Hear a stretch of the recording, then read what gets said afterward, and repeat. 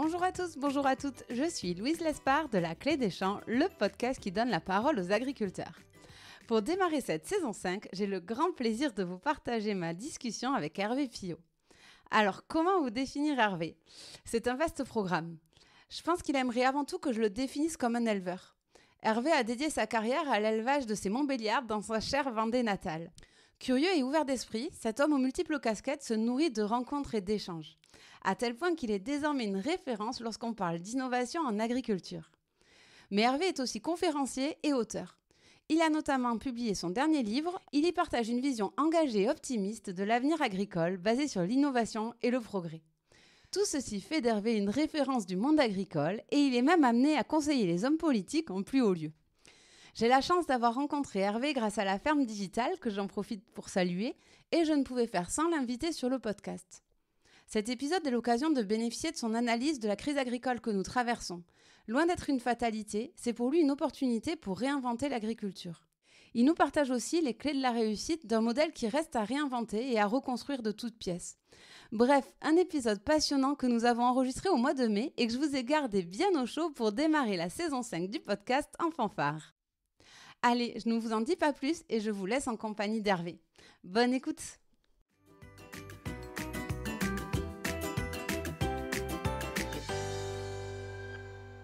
Bonjour Hervé.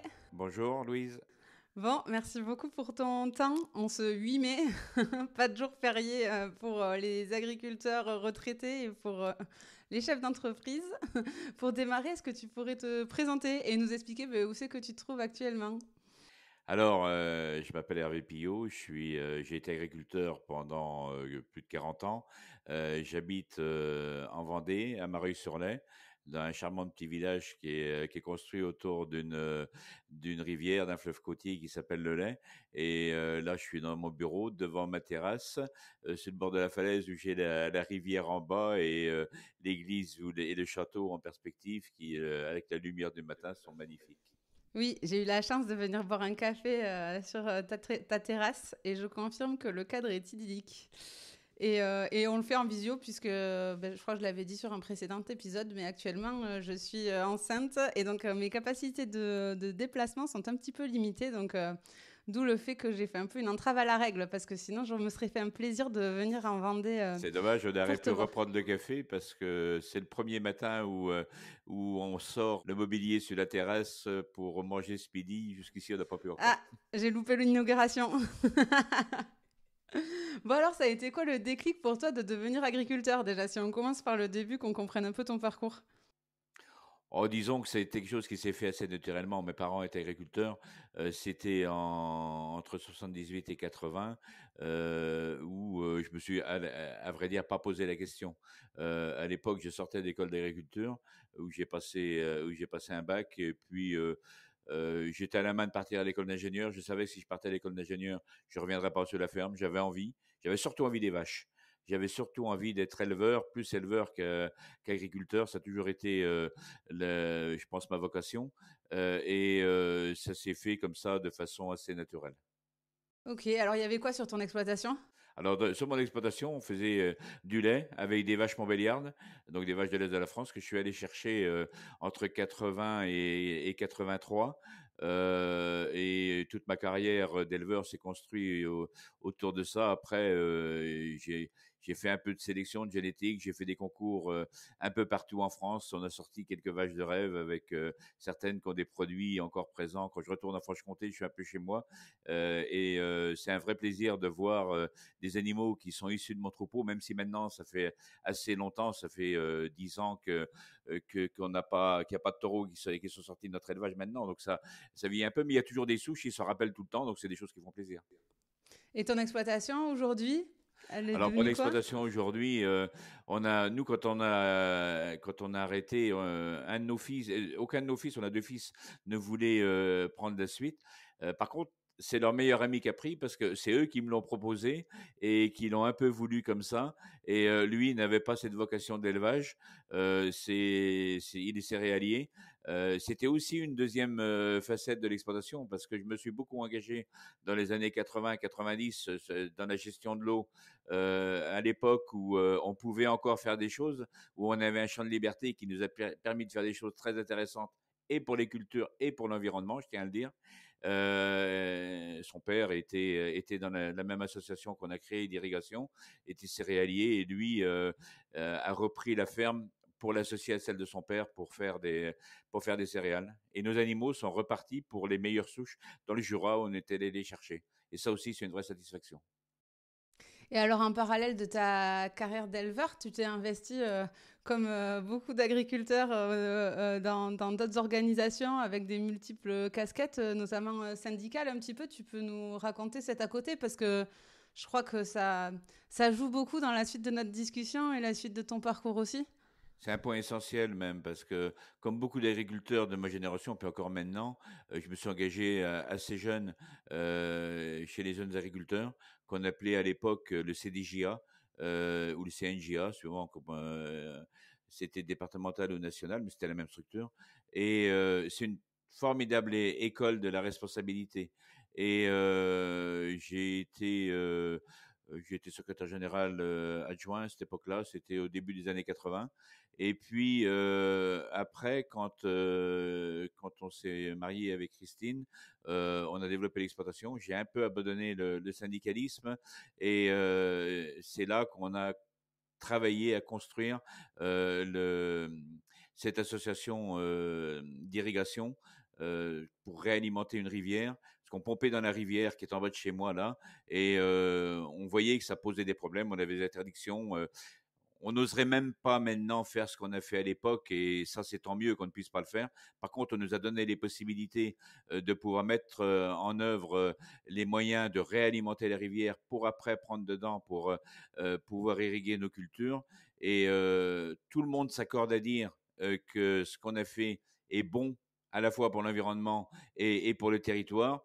Par contre, ça rentre plus dans les normes actuelles, donc ça ne serait pas possible, ce qui est profondément ridicule. Et alors, j'aimerais maintenant qu'on parle d'aujourd'hui. Tu as sorti un livre, Un monde sans fin, là, récemment. Ce qui nous a amené, bon, ça fait 1 an qu'on doit faire cette interview, donc on l'aurait fait avant sinon, mais parce que tu as sorti précédemment 3 livres aussi. Tu avais ce besoin d'écrire. Pourquoi tu t'es inscrit dans cette démarche? Parce que pour le coup, autant s'investir dans des organisations à droite à gauche, c'est plutôt classique, même si ça le devient de moins en moins, ça avait la nouvelle génération, mais en tout cas pour les agris de ton époque, c'est assez standard, mais se mettre à écrire des livres, c'est encore une autre démarche. Alors là, pour parler de ça, il faut que je te parle de la troisième partie de mon engagement. Le premier, c'était avec les JA. Le deuxième, c'était sur l'irrigation. Le troisième, c'est au début des années 2000, je suis revenu dans le syndicalisme FNSEA à ce moment-là, où Joël Limousin, qui était président de la FDSEA de la Vendée, me demande de revenir avec lui. J'étais président de mon syndicat local dans ma commune et il arrive à me convaincre de venir avec lui. Très vite, je me suis investi dans la communication digitale à partir de 2009-2010, il y a un congrès de la FNSEA qui était à Auxerre. Dans les sujets abordés, il y a la communication digitale et les réseaux sociaux. Et au retour, le directeur me dit, il faut que tu ailles voir ce que c'est les réseaux sociaux. Je vais voir ça, j'achète quelques livres. Il y a 15 ans, j'avais 50 ans déjà. Ouais, 52 ans, c'était en 2009, c'était 52 ans. Et j'essaye tout par moi-même parce que je veux pas mettre en place des choses que j'aurais pas essayé. Très Oui, agriculteur, ça, non? oui, oui, oui. Et puis la deuxième chose, je pense que c'est peut-être aussi un instinct paysan, c'est que je considère que les liens virtuels qui sont créés doivent conduire à des liens dans la vraie vie. Et à partir de là, je me fais un réseau de malades. Je côtoie des gens que j'aurais jamais imaginé côtoyer. Je garde comme un marqueur indélébile quand je vois sur Twitter un dimanche matin une personne avec qui je collaborais qui tweet un compte rendu de lecture qui était fait par Nicolas Bordas d'un livre qui s'appelait L'ère du numérique, un nouvel âge pour l'humanité, écrit par quelqu'un qui s'appelle toujours d'ailleurs Gilles Babinet, que je connaissais pas.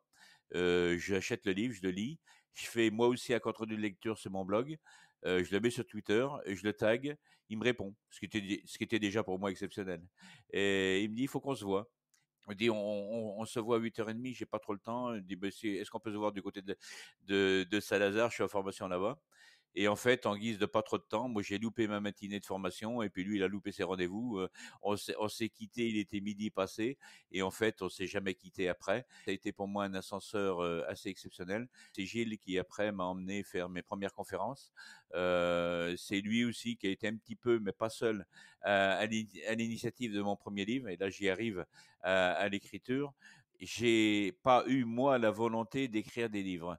J'ai eu un privilège, je le considère comme ça, énorme, que de deux éditeurs, un pour les 3 premiers livres et puis un nouveau pour le dernier, me demandent d'écrire pour eux. Et c'est là qu'en 2015, je reçois un jour un appel ou un mail, je sais plus, de Christian Huyghe, le directeur de la recherche de l'INRA, qui me dit: j'ai une autre petite activité, je suis directeur de collection aux éditions de la Fosse agricole. On veut depuis un moment écrire un livre sur le numérique en agriculture. On a vu ce que vous faites, on aimerait bien que vous nous l'écriviez. Bon, entre écrire des articles sur un blog et faire un bouquin, il y avait un petit peu, il y avait eu un pas énorme à franchir. Et puis, comme j'ai en moi une part d'inconscience, j'ai dit go, on y va. Et je lui ai dit, par contre, je veux qu'il soit illustré, je veux choisir l'illustrateur et je veux qu'on le sorte pour l'espace suivant. Et on était là. Le SPACE, c'est le salon à Rennes. Oui, on était là au début de l'année. J'avais aucune idée du temps que j'allais mettre à écrire. Et comme depuis c'est devenu un ami, il m'a dit là je t'ai pris pour un fou. Et et par contre il m'a été d'un soutien énorme parce que j'ai fait un plan. On s'est vu, j'ai fait un plan. Quand le plan a été fait, il m'a dit le livre, il est bien parti. Quand le plan est fait, le livre, il est moitié construit. En fait, écrire un livre, c'est comme construire une simulation, hein, ou un bâtiment. On fait des plans, on va chercher les matériaux, et puis après, on bâtit. Au mois de juillet de la même année, le livre n'était pas encore sorti. Gilles Babinet me dit, je m'en vais faire une conférence avec des mecs super sympas sur l'île de Nouvelle-Canarie. Faut que tu viennes avec moi. Alors, c'est des choses qui se refusent pas, ça. Je suis allé faire ma première conférence là-bas pour une belle mutuelle d'assurance qui s'appelle la Maïf. On a des valeurs communes qui tournent autour de l'humanisme. C'est là-bas que j'ai entendu parler pour la première fois de Bitcoin, de blockchain. Je captais rien du tout de ce qu'il me racontait, mais je suis allé voir. Comme à chaque fois, quand quelque chose que je ne comprends pas, je vais aller voir. Et là, je me suis rendu compte qu'il pouvait y avoir un jour des utilisations possibles de la blockchain en agriculture, pour la traçabilité, pour la certification, pour les systèmes assurantiels, enfin pour plein d'usages. Et là, j'ai fait un deuxième livre qui s'appelle Agroeconomicus. Il a moins bien marché, je pense que je l'ai fait un peu trop tôt. Bon, après, j'ai commencé à être un peu plus connu. J'ai participé à plusieurs livres collaboratifs, dont un qui est super sympa, qui s'appelle L'avenir, c'est demain. 17 propositions pour 2035, qui a été édité chez Autrement et qui a été initié par un petit think tank qu'on a en Vendée qui s'appelle le CERA, le Cercle d'études et de recherche pour l'avenir, où c'était pour les 15 ans du CERA. Ils nous ont demandé à des personnes qui étaient intervenues de donner notre vision de 2035 et de faire ça sous forme un peu romancée. Je suis parti du postulat que je retournais sur ma ferme avec ma petite fille, que je promenais, je montrais. En fait, il y a des choses dans le dernier livre qu'on retrouve un peu de ça, et dans celui d'avant, j'ai carrément cité ces éléments-là pour la façon dont c'est construit. Puis donc en 2021, j'en ai fait un troisième. C'est le Covid en fait. À l'époque, on était encore sur la ferme. J'étais juste à la retraite. Comme tout le monde, je m'ennuyais un peu parce que j'avais plus la ferme à m'occuper et puis on pouvait pas sortir. Par contre, j'avais l'énorme chance d'avoir un terrain de jeu de 60 hectares. Donc tous les matins, je partais faire le tour de la ferme et puis au retour, j'écrivais.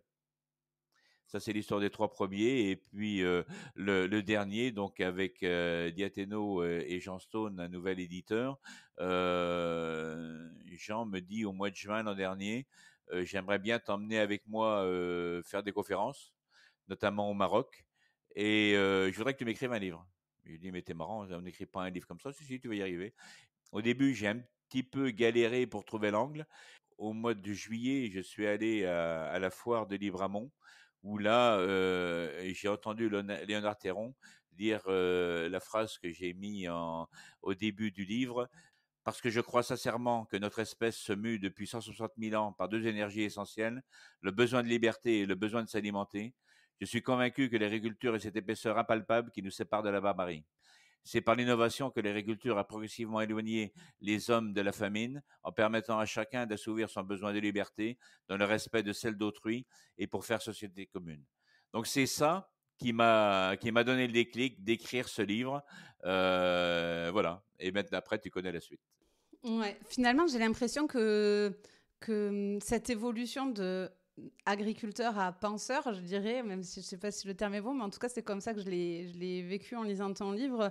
C'est t'as tiré le fil de pelote de laine de ta curiosité, quoi, au final, ça t'a amené de découverte en découverte, de rencontre en rencontre, qui t'ont ouvert l'esprit et qui t'ont permis on en parlera, mais tu as une vraie vision de ce que devrait être l'agriculture de demain, etc., que j'aimerais qu'il ressorte dans cette interview. Donc, on en discutera, mais c'est ça qui a fait la différence, qui t'a permis d'avoir cette ouverture d'esprit. Oui, c'est ça. Et puis chaque rencontre nouvelle pour moi une marche qui est gravie, où même si c'est des fois loin de l'agriculture, il y a toujours quelque chose qui rallie. C'est pour ça le besoin de liberté et le besoin de s'alimenter pour moi sont liés et sont évidemment liés à l'agriculture. Mais en fait, inconsciemment, quelque part, chacun le construit. Il y a toujours des adaptations qu'on peut faire. Et tous les gens que j'ai rencontrés dans les milieux d'innovation, j'ai parlé tout à l'heure de la découverte de la blockchain et du Bitcoin. À chaque fois, j'ai l'envie de voir, d'essayer de comprendre qu'est-ce qu'on peut en faire. Et c'est vrai pour toute la deep tech, qu'est-ce qu'on peut en faire en agriculture. Et je ne crois pas du tout à ce qu'on puisse fonder un avenir sur de la décroissance. Je pense qu'elle doit être fondée sur une autre croissance. Ça, c'est incontestable. On ne peut pas continuer de la façon dont on est parti, mais on va pas passer de quelque chose à son contraire. On va passer à autre chose. Et il faut se donner tous les éléments de construire cette autre chose. Alors, ça m'arrive régulièrement de me planter là-dessus, hein.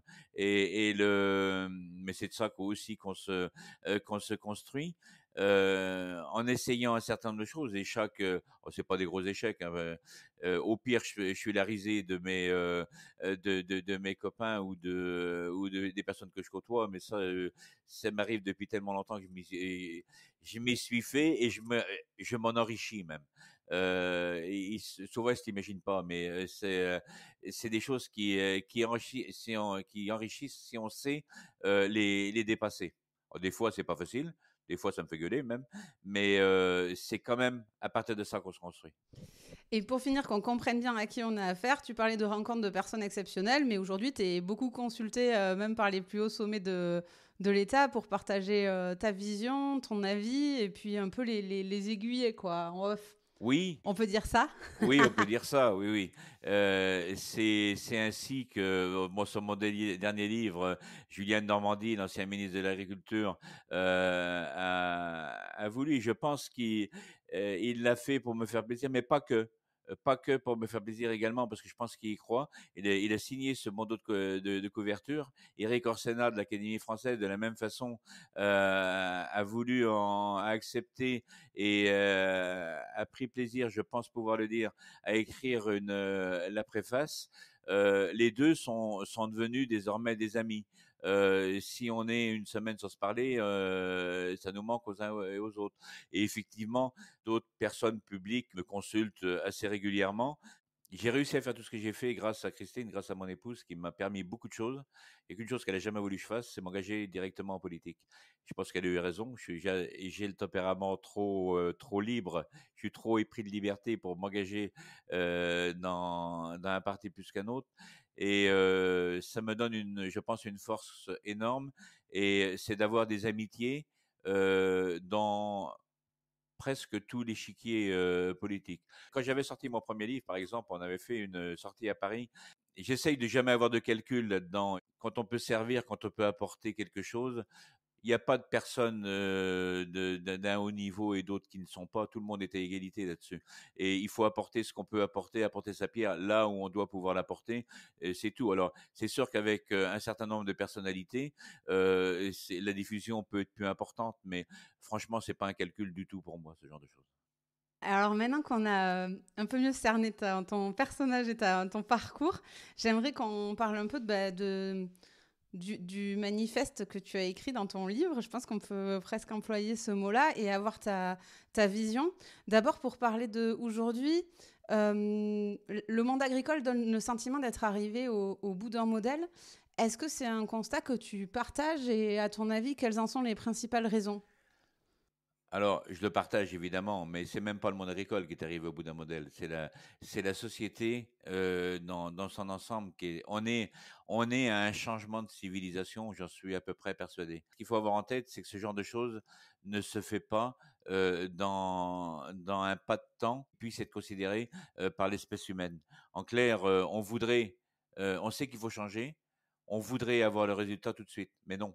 Le résultat, on ne l'aura pas, et surtout ceux de ma génération, j'ai 67 ans, on ne verra pas le changement, ces changements-là, on n'en verra pas les finalités. Je dis régulièrement dans les interventions que je fais, dans les conférences que je fais, c'est qu'il faut à la fois, dans ce qu'on construit là, avoir l'ambition et l'humilité des bâtisseurs de cathédrales, et l'ambition de prendre conscience d'être au départ de quelque chose d'énorme, de changements énormes qui auront été initiés par les générations actuelles, mais l'humilité de considérer qu'on ne mettra pas le coq sur le haut du clocher, parce qu'il faudra du temps, même si tout s'accélère. En fait, tout ne s'accélère pas. Il y a des choses qui vont plus vite, mais il y a un rythme du temps qui, lui, demeure. Donc, il va falloir du temps pour ce changement. Et dans ces changements-là, il y a les changements de l'agriculture. Et le changement fondamental, c'est que l'agriculture est passée par plusieurs phases. J'en parle dans le livre au début où je fais un petit peu l'histoire de l'agriculture, où je mets trois grandes phases. La première, c'est celle qui démarre il y a 12 000 ans, dans le croissant fertile de Mésopotamie. L'agriculture est inventée. Alors, il y a 5 points dans le monde où on est inventé. Les autres sont un peu plus récents. Ça se situe entre moins 12 000 avant notre ère et moins 6-7 000, parce qu'on trouve la même chose au Mexique, au Pérou, en Nouvelle-Guinée, dans une partie de la Chine, un peu plus tard aussi au Sahara, qui était vert à l'époque. Et l'agriculture, à l'époque, il n'y a pas d'avion pour aller d'un point à l'autre. Et pour ce qui nous concerne, et qui est sûrement ce qui s'est le plus développé le plus tôt, la Mésopotamie, si on part de cette période-là jusqu'à la période romaine, ou même égyptienne, c'est-à-dire à peu près au début de notre ère, tout est inventé. La sélection des plantes pour trouver les meilleures, c'est comme ça qu'à partir de l'engrain, ils font du blé pour avoir des sucres lents qui leur permettent de tenir et puis d'avoir l'endurance et de pouvoir subvenir à leurs besoins. Ils inventent le travail du sol en voyant qu'en le grattant, on va supprimer les mauvaises herbes et sélectionner les bonnes. Ils inventent l'irrigation, ils inventent le drainage. Tout ça est inventé jusqu'à ce moment-là. Et il n'y a pas grand-chose. En fait, après, on ne fait qu'améliorer les techniques, mais elles sont toutes découvertes. La deuxième grande phase, c'est la conquête des nouveaux continents, où là, ce qui s'est fait dans d'autres modèles agricoles, notamment en Amérique, est découvert par les conquistadors qui vont ramener un certain nombre de produits qui ont déjà été travaillés là-bas. Et ça, c'est la deuxième grande phase où vient chez nous des denrées alimentaires nouvelles. Et ça, c'est la deuxième phase. Et la troisième phase, c'est la phase d'industrialisation de l'agriculture. Et qui, pour moi, l'industrialisation, si on le prend dans le sens de la rationalisation des process, est quelque chose de noble, qui s'est fait un peu en trois phases qui sont pas distinctes, qui se chevauchent par moments. C'est la mécanisation, c'est l'apport de la chimie, et c'est la connaissance de la génétique qui permet de booster la sélection des plantes. Et c'est ce qui a permis de nourrir la population. Là, à partir de là, c'est à partir de ce moment-là que l'agriculture s'est de plus en plus spécialisée pour les besoins alimentaires. Parce qu'avant, l'agriculture produisait également pour faire des textiles, il le fait toujours un peu, mais on en a qui autrement, notamment venant du pétrole, pour faire de l'énergie. Avant la mécanisation, il fallait nourrir les chevaux et les bœufs, donc on produisait de l'énergie pour la mobilité. Donc cette phase, l'industrialisation a conduit à la spécialisation vers l'alimentation. Et alors, est-ce que tu penses qu'on est allé trop vers la spécialisation et trop vers l'industrialisation à ce moment-là? On est basculé trop d'un côté? Alors non, parce que en fait les choses se sont faites. Quand je dis non, c'est pas qu'il faut pas les changer, hein. Je dis non pourquoi? Parce que dans le même temps, la population mondiale passe d'1 milliard d'habitants en 1800. Il a fallu des siècles et des millénaires pour arriver à ce milliard d'habitants. Et en 250 ans, on multiplie par 10. 250 ans à l'échelle de l'humanité, c'est rien. On multiplie par 10. Donc il faut nourrir toute cette population. Donc c'est la préoccupation majeure. Mais on arrive maintenant à un moment où il y a un autre échelon qui arrive. Alors, il n'est pas arrivé du jour au lendemain parce que les premiers qui l'ont vu, c'était dans les années 60, peut-être même certains avant, mais des écologistes comme René Dumont on tirait la sonnette d'alarme dès les années 60, fin des années 60, début 70, pour faire prendre conscience de quelque chose dont on a conscience maintenant, même si tout n'est pas en place pour le faire, c'est que la planète est finie et on la considère comme si elle était infinie. C'est-à-dire qu'on puisse épuiser tout et n'importe quoi. Et ça a été la grande ère que les jeunes appellent des boomers, dont je fais partie, de l'extraire, consommer, jeter. Et l'agriculture s'est développée sur cette stratégie-là. Et là, c'est clair, on arrive à la fin. Et là, maintenant, il y a un deuxième enjeu, en plus de la nourriture, de l'apport en nourriture, c'est de travailler à construire une agriculture qui répare, moi, mais je vais même plus loin que protéger l'environnement, qui répare la planète. Et tout ce qui doit se mettre en place pour réparer la planète. Alors certains voudraient le faire par une solution que je considère facile mais dangereuse, qui est celle de la décroissance. Je ne pense pas que c'est la bonne voie parce que si on produit moins, on ne produira pas pour tout le monde. Et l'autre stratégie, celle que moi je défends, c'est qu'on puisse produire encore plus, mais en pivotant d'une agriculture intensive en intrants vers une agriculture intensive en connaissances. Et c'est là qu'entre en jeu le numérique qui nous offre des possibilités énormes d'agrégation des connaissances comme jamais jusque depuis le début de l'humanité on a pu faire. Est-ce que le monde agricole, il est prêt à ça? Est-ce qu'il est assez ouvert d'esprit pour ça? Et est-ce que aussi il n'a pas sa part de responsabilité à prendre pour un peu s'activer, quoi? Toi qui es de l'intérieur, comment tu vois le truc? Évidemment, il a sa part à prendre et évidemment, il n'y est pas prêt. Je reviens à ce que je disais tout à l'heure, c'est des choses qui vont s'inscrire dans le temps où il y a forcément une inertie énorme dans ces choses-là. Et comme à chaque fois, euh, il y aura des précurseurs qui vont initier des choses, certaines qui sont intéressantes, d'autres qui le seront moins, d'autres qui ne le seront pas du tout. Mais l'échec fait partie de l'innovation. Il y a quelque chose que moi je l'ai mis dans le livre, même dans les deux derniers, que je veux privilégier. C'est la position telle que Hubert Védrine, l'ancien ministre des Affaires étrangères, l'avait écrit dans un livre qu'il a écrit pendant le Covid qui s'appelle Et après. C'est de prendre le parti, de privilégier, d'emmener 80% de la population dans 80% d'une démarche positive, plutôt que de vouloir quelque chose qui soit très élitiste, mais dans lequel on amènera peu de monde. Le deuxième élément, c'est d'accepter qu'il faudra du temps pour le faire. Ça ne veut pas dire surtout pas qu'il ne faut pas s'y mettre tout de suite. Bien au contraire, il faut s'y mettre tout de suite. Il faut avoir l'humilité d'accepter ce que je disais tout à l'heure, qu'on n'aura pas le résultat à l'instant T. Et le troisième élément, c'est accepter d'y mettre beaucoup d'argent. Donc là, il y a beaucoup de choses à revoir en termes de mobilisation financière. Et là, il y a plusieurs positions qui se confrontent. Est-ce qu'on doit passer par l'État, par un service collectif, par l'impôt pour redistribuer?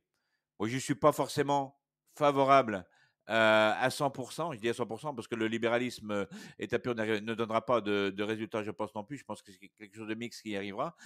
L'autre solution, je pense, c'est de construire un nouveau modèle capitalistique qui soit plus vert et qui oblige à aller vers des financements plus près des préoccupations environnementales. Je pense que c'est le mixte des deux qui donnera les meilleurs résultats, mais là-dessus, tout est à construire. Alors l'agriculture doit le comprendre. Je pense que au-delà de la capacité à comprendre le numérique, la capacité à comprendre les grands mouvements financiers, les grands flux financiers qui dirigent le monde, peu d'agriculteurs, pour ne pas dire quasiment pas du tout, n'ont les notions suffisantes pour ces éléments-là. Et pourtant, ça sera une part essentielle des stratégies pour construire l'avenir. Et justement, est-ce qu'aussi il n'y a pas un sujet d'organisation agricole à revoir? Je voudrais revenir sur le point, page 31, t'expliques comment c'est organisé le monde agricole au XXe siècle avec la construction des coopératives, des syndicats, etc. Et ensuite, je te cite, tu dis, en 60 ans, les choses ont évolué et se sont quelque peu désalignées. Les coopératives se sont massifiées, les organisations se sont structurées et l'agriculture s'est politisée. Est-ce que là aussi, dans les instances agricoles, il n'y a pas un vrai pivotage, je ne sais pas comment dire, mais à opérer pour être efficace dans les actions à mettre en place et réussir aussi à s'unir parce que, mine de rien, il ne reste plus que 400 000 exploitations, 390 000, plus beaucoup d'agriculteurs et beaucoup, beaucoup de représentants d'agriculteurs. Est-ce qu'il n'y a pas quelque chose à faire ici aussi pour être plus efficace pour construire le modèle de demain? Incontestablement, oui. Le modèle d'organisation qui s'est construit surtout à partir des années 50-60, parce qu'il a été initié à partir de Ménine, fin du 19e, mais avec les chocs, malheureusement, qui ont été les deux guerres mondiales, les choses ont un peu mis du temps à s'organiser. Une chose qu'il ne faut jamais oublier, c'est qu'à ce moment-là, on avait des colonies qui étaient capables de nourrir les villes. Et en fait, le grand choc de développement de l'agriculture, c'était la décolonisation, où il n'y a pas eu le choix, il a fallu développer l'agriculture. Et c'est là que véritablement, les coopératives, le syndicalisme ont vraiment été rendus opérationnels à partir de ce moment-là. Petit à petit, quelque chose qui n'est pas issu de la construction, de la même construction que l'industrie. Pourquoi? Parce que l'agriculture, les organisations agricoles se sont construites en réseau. Mais petit à petit, elles ont dévié vers une construction plus pyramidale. C'est ce qui a emmené à la massification des coopératives. J'en juge pas du tout parce que je pense que au moment où ça s'est fait, il n'y avait probablement pas beaucoup d'autres solutions.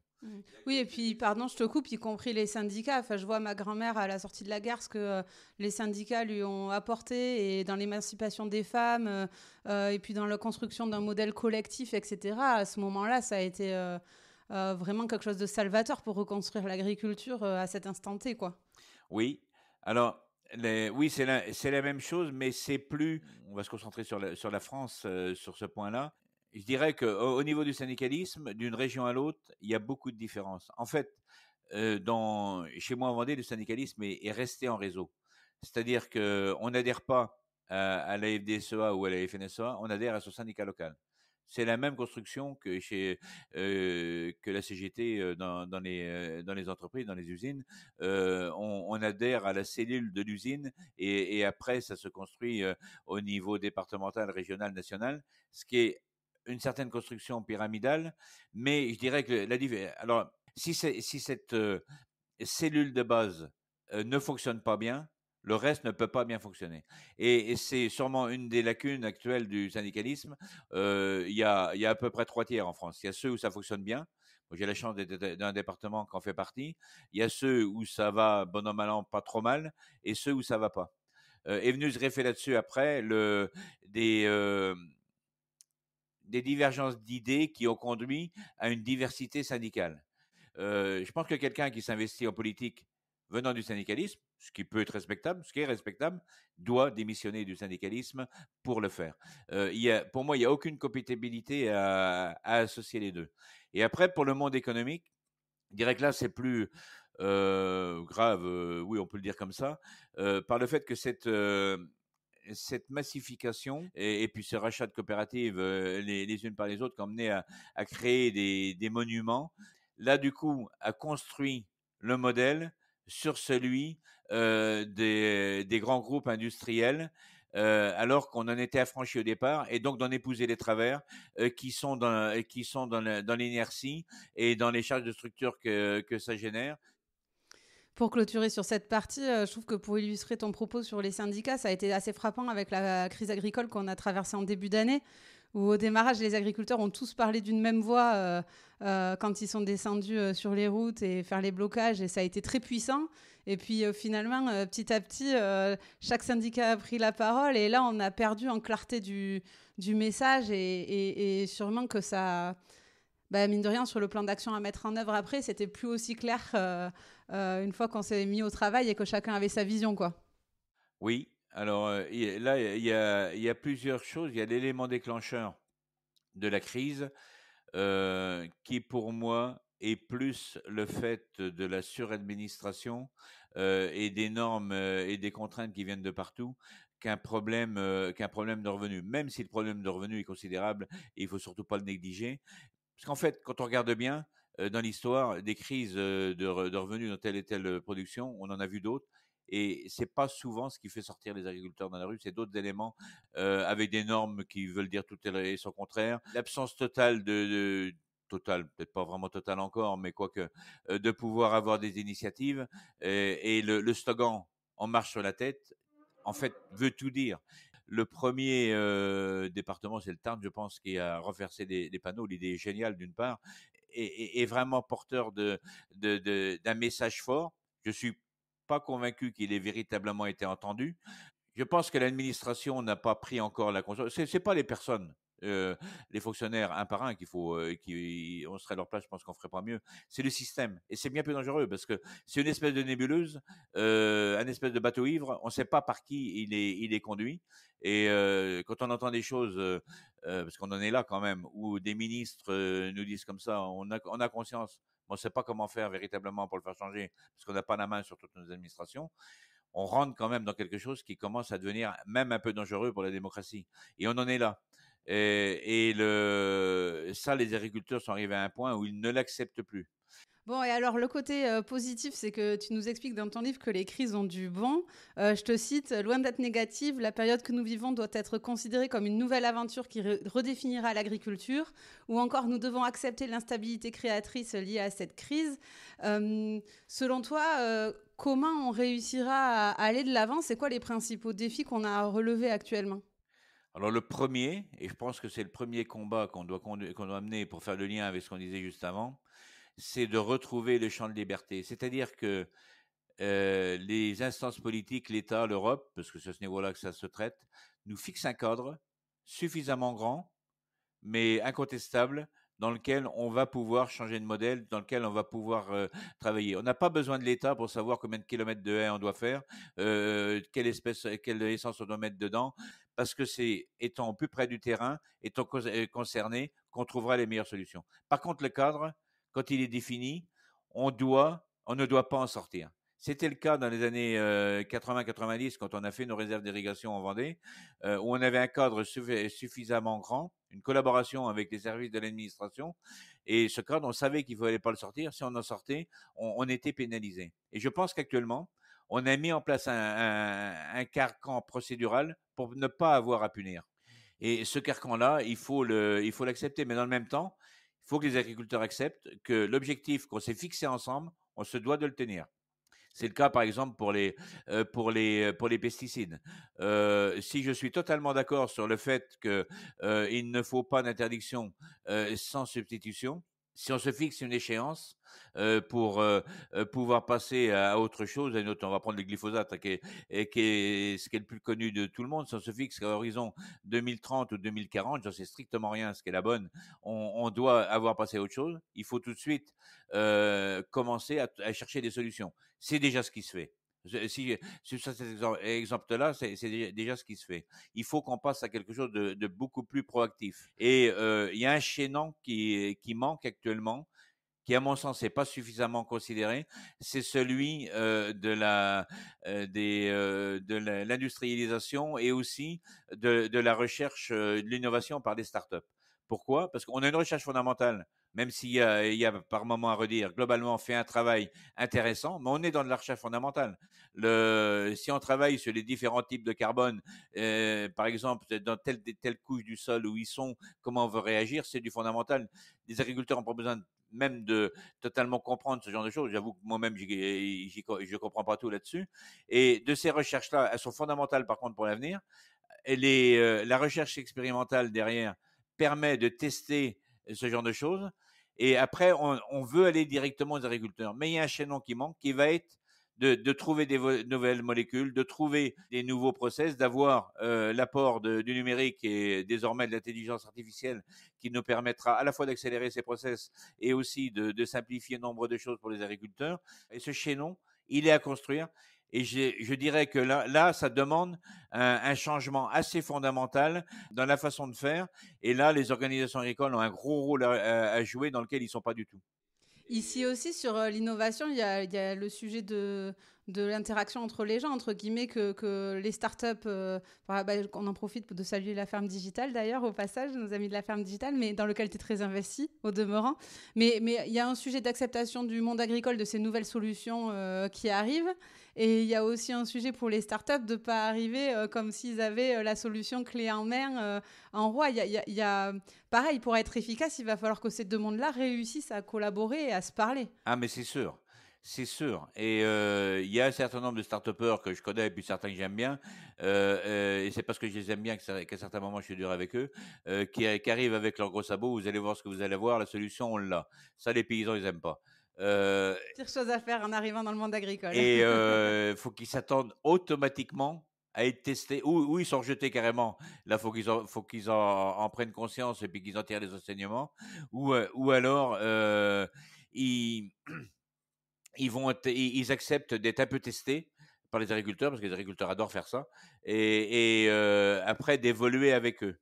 Dans le même temps, je pense qu'il y a quelque chose, il y a une vraie réflexion que les organisations agricoles doivent avoir, c'est d'être moins proches, je dis même à certains moments moins consanguins avec la politique et puis l'administration, et se rapprocher plus du monde de l'entreprise et du monde des startups. Quand on parle de suradministration,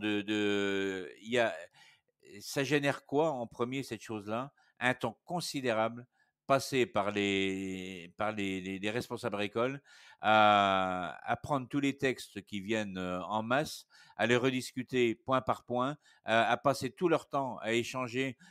C'est vrai dans les comités de l'eau, c'est vrai dans plein de choses, de discuter avec l'administration, avec les politiques pour changer des virgules qui changeront Ouais, rien il y en a un fait. manque de pragmatisme. Oui.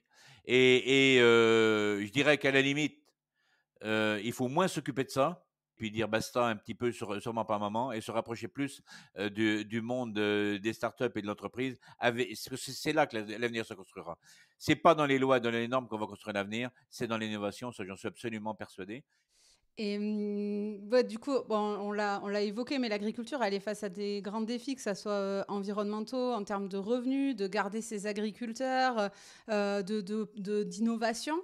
Selon toi, la ferme type de demain, elle doit ressembler à quoi pour qu'on ait une agriculture française qui soit efficace?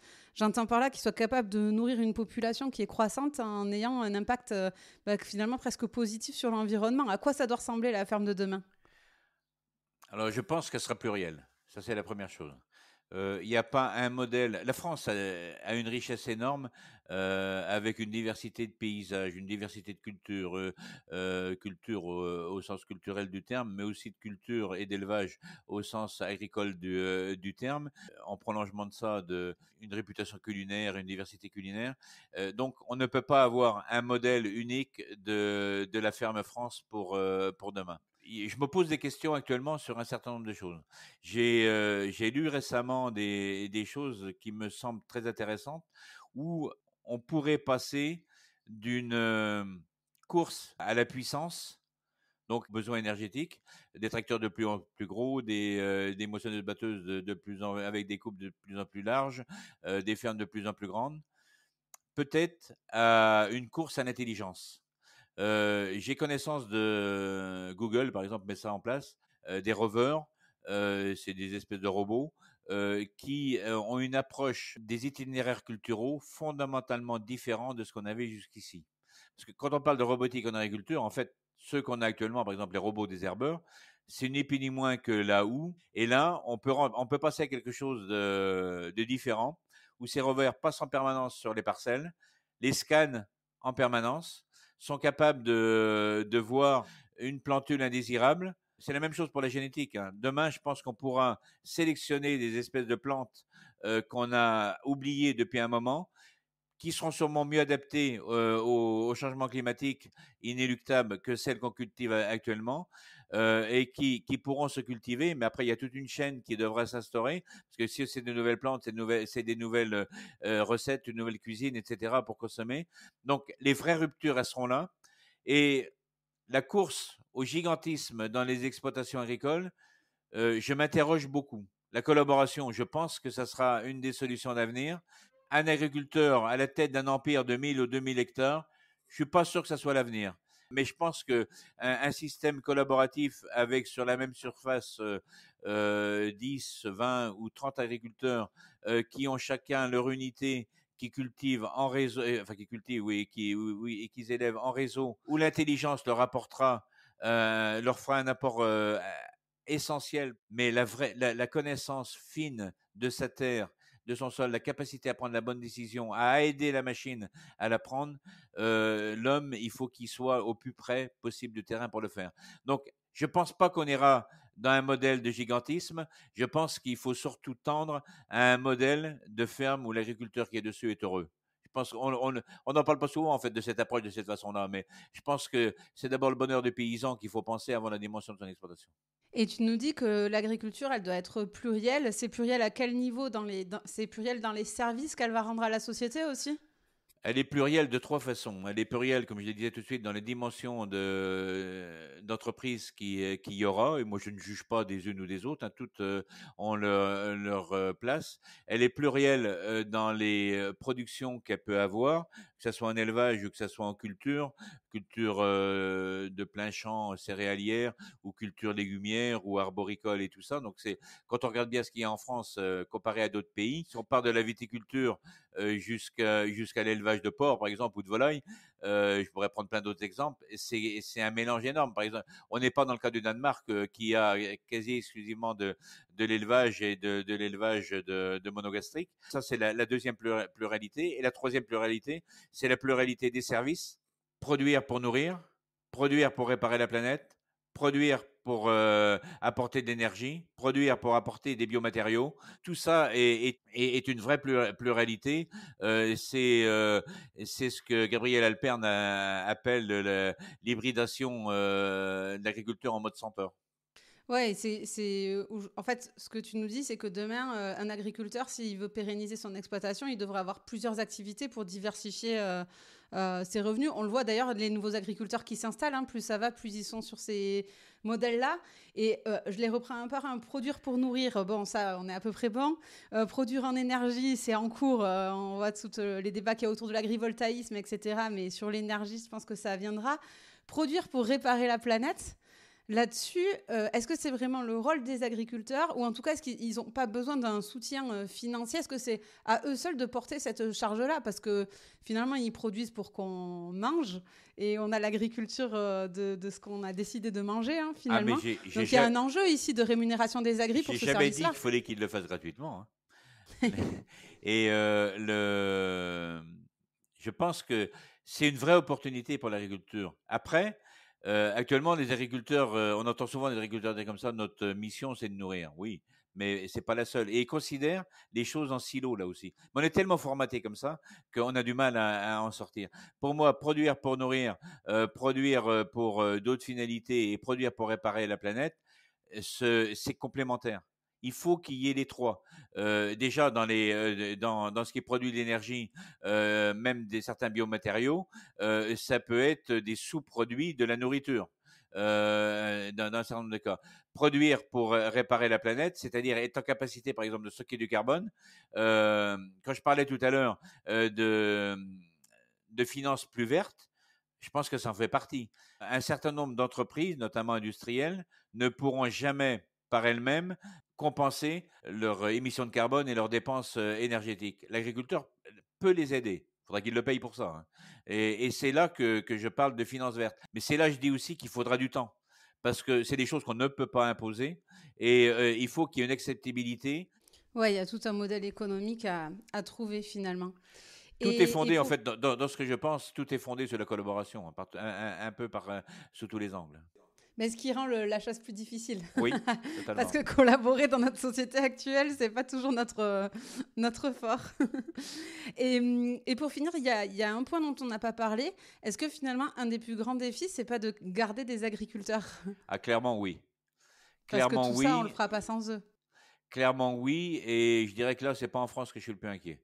L'attractivité du métier d'agriculteur est quelque chose qu'il faut choyer, qu'il faut privilégier absolument et travailler. On est chez nous à 400 000 agriculteurs. Quand on parle, par exemple, de bienveillance de la population envers les agriculteurs, je pense que c'est le premier maillon d'attractivité, parce qu'il se trouvera forcément à un moment ou à un autre dans des familles, quand les parents sont bienveillants, on l'a vu avec ce qui s'est passé pendant la crise, pendant les manifestations, on a toujours eu une vraie bienveillance. Et les enfants de ces gens-là, moi je fais le pari que certains à un moment se diront, bon, métier, et mes parents me disent qu'il est bien, peut-être que je peux m'y essayer. Certains essaieront, certains réussiront, d'autres pas. Maintenant, ça, il faut qu'on le travaille. Pour le travailler bien, il faut aussi que les agriculteurs positivent leur situation, même si elle n'est pas facile.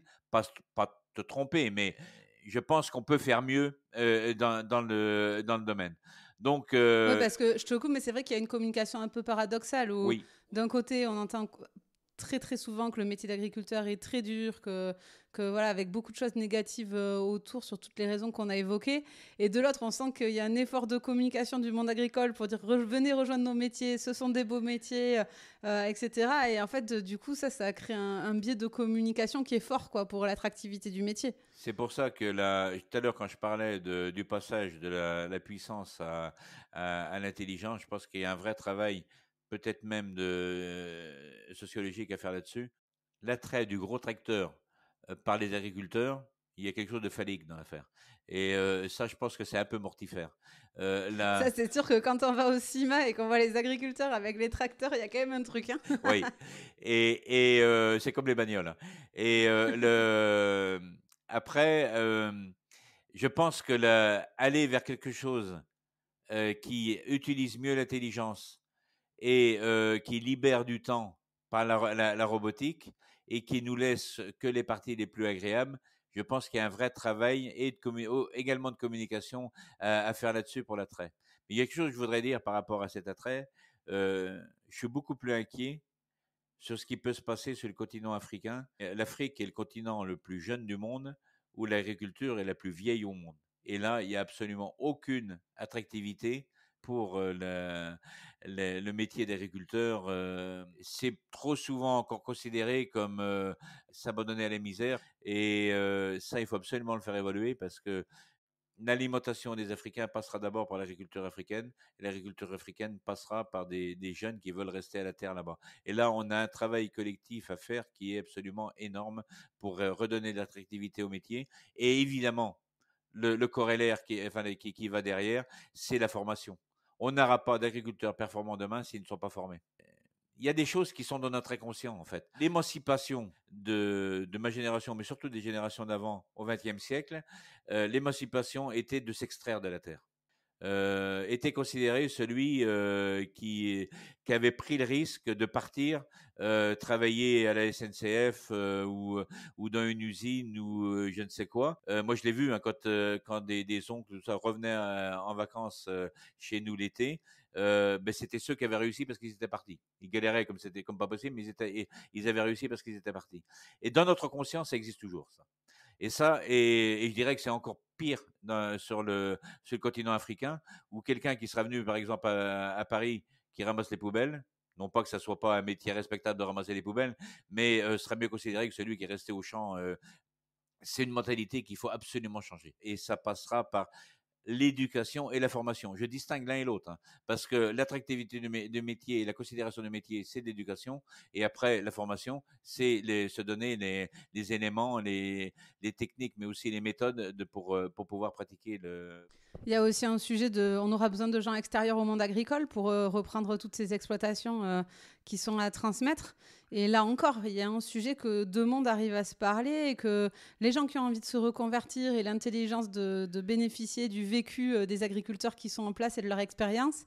Et qu'à l'inverse, le monde agricole accepte que des gens qui ont une vision et une manière une vision du métier différente viennent s'installer et apportent aussi leur pierre à l'édifice. Oui, et il y a un élément supplémentaire qu'on n'a pas abordé, c'est celui du financement. L'agriculture et restera une industrie lourde qui demande beaucoup de capitaux. L'accès à ces financements est quelque chose qui, pour le moment, pour moi, n'est pas suffisamment bien travaillé.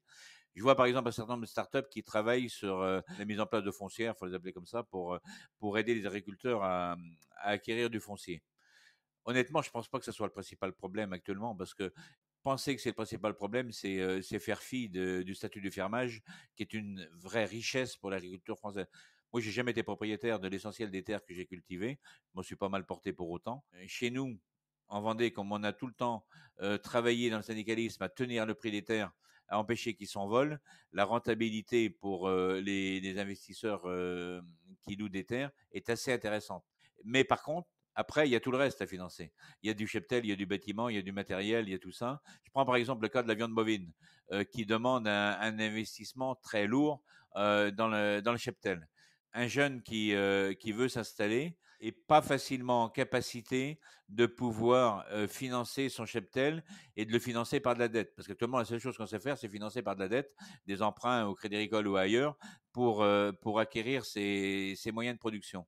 Je pense qu'il faut travailler à la mise en place de fonds permettant à l'agriculteur de pouvoir exercer son métier, avoir ses outils et ses moyens de production sans véritablement totalement les acquérir. Et c'est là qu'on rentre dans du concret de la finance verte pour aider, accompagner le financement de l'agriculture. Bon, eh ben pour clôturer cette interview, ça fait beaucoup de défis à relever. Est-ce que tu penses qu'on va y arriver? Ah bah oui, oui, on va forcément y arriver.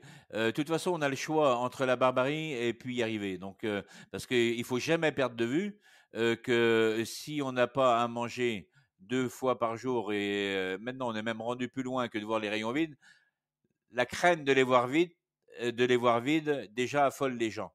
Donc, à partir de là, je pense que il y a un avenir pour l'agriculture, c'est incontestable. Je dirais que ceux qui prennent le plus de risques, ce n'est pas les agriculteurs, c'est ceux qui leur confient la mission de les nourrir, un tout petit nombre, et en plus qu'on néglige plus ou moins. Donc ça, il faut bien prendre conscience qu'il faudra le considérer mieux qu'il est pour pouvoir continuer à avoir des gens qui veuillent accepter de venir travailler pour nourrir l'ensemble de la population. Mais je ne dis pas que ça se fera pas sans crise, ça ne se fera pas sans heurts, voire sans conflit, mais on n'a pas le choix que de réussir. Et on n'a pas le choix que de le réussir en considérant que la planète a une fin, FN, sans quoi elle nous le renverra directement. Et on le voit déjà, hein, le changement climatique, les agriculteurs sont les premiers à en payer le prix par l'évolution du climat, des périodes de grande sécheresse qui succèdent à des périodes de pluie considérables, le changement des saisons et tout ça. Euh, oui, je suis assez confiant dans l'avenir, bien sûr. Eh bien, je vais passer à mes questions de fin. La première, c'est qu'est-ce qui te rend fier à toi de contribuer à cette cette agriculture de demain, finalement, à ta manière? J'en sais rien. Est-ce que c'est une fierté actuellement ou est-ce que c'est l'envie de continuer à apporter quelque chose? Je sais pas. La Ce qui me rend fier et ce que j'aime beaucoup, c'est quand j'organise des concours de start-up où je rencontre des jeunes venant de nos concours de start-up où j'accompagnais, me dire merci pour ce que vous avez fait avec nous. Ça nous a permis de nous lancer. Votre confiance nous a donné l'ardiesse de continuer. Ça, c'est une vraie fierté. Oui, c'est une vraie fierté. Et c'est dans ce retour des autres, des jeunes qu'on a pu accompagner. Quand on est allé, par exemple, en Guadeloupe faire un Green Startup et que j'ai revu 2 ans après des jeunes qui étaient installés et qui nous remercient, on a servi à quelque chose. Ça me rend fier. Et la dernière question, c'est où c'est qu'on peut te contacter ou alors trouver ton livre pour l'acheter? Alors, le livre, il est partout. Il est sur toutes les plateformes de vente. Il est ou directement présent ou en commande dans toutes les librairies en France et même au-delà de la France. Et puis après, pour me contacter, je suis très présent sur LinkedIn essentiellement. En fait, je réponds à des invitations sur LinkedIn. Les autres réseaux, je m'en sers, mais étant moins fait pour ça, il y a nombre d'étudiants, je dirais qu'il n'y a pas de semaine qu'il n'y a pas d'étudiants qui me contactent via LinkedIn, et c'est rare que je refuse le contact, voire un entretien avec eux après. Parfait. Je rappelle que le livre s'appelle Un monde sans fin, FAIM, et que aussi tu interviens lors de conférences. Si jamais ça intéresse des entreprises qui nous ont écoutés, qu'ils n'hésitent pas à te contacter sur le sujet. Bon, merci beaucoup Hervé, c'était super intéressant. Je pense qu'on aurait pu faire un épisode sur chaque verticale qu'on a abordé. donc voilà, écoute, on fera un épisode 2 ou 3 ou 4 ultérieurement, mais merci beaucoup pour ton temps et nous avoir partagé ta vision. Merci à toi. À bientôt. À bientôt.